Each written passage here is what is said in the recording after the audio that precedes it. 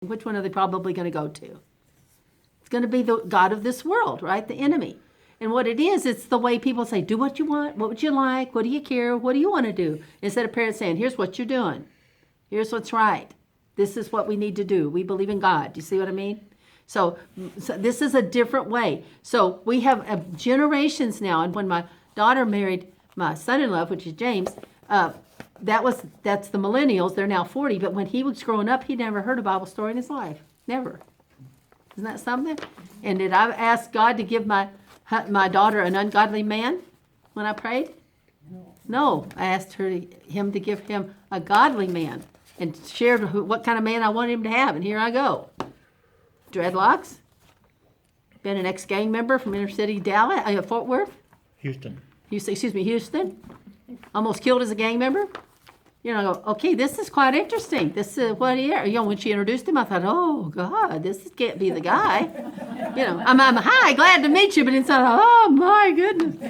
And then what did the Lord have me do immediately? This was so funny. I think things like back funny. And when I introduced him, and Tori just knew this. I just knew this is the guy for her. She thought for her here, and I was meeting him, and I looked at him, and I was thinking, okay, his looks are definitely not anything I had expected. In my little pea-bayer mind. And so what I did is I looked at him and I said, glad to meet you. And I looked at him, Tori, and says, gee, Mom, I wanted him to meet you. And the Lord had me slap him right on the chest. Boom, just like this. You're not so bad.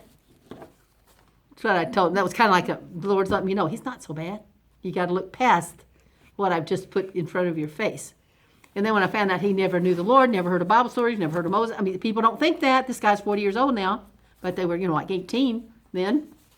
And so funny, and I would say, God, he's not saved. And he goes, well. What is he telling me? Well. Lead him to the Lord. This is for you. Guess what? That's your you're going to lead him to the Lord.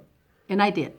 He's not going to marry my daughter. I'll be saved. But the thing is, he never knew better than what he was raised. He was in that thing to protect his three other children in his family, because he was the oldest, the other brothers, and he provided for them. So you look at the back of the thing, but then he had to. Then my daughter would say, "Mom, you realize later on?" She says, "Mom, you saved James' life," and I said, "I did. How did I change James' life?" She says, "You remember when you were praying for my husband, and you prayed for him, and you told what kind of a person he was?" He said, what he did is you prayed for him when he you may not know this, but in gangs, when you come out, they call clicking in, you almost get killed getting out. If you ever get out, they can almost kill you.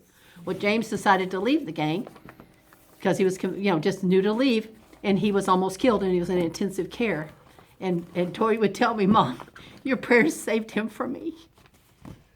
Did you get this? This is years later. Didn't even know the person, but I was praying for him before he was ever met my daughter.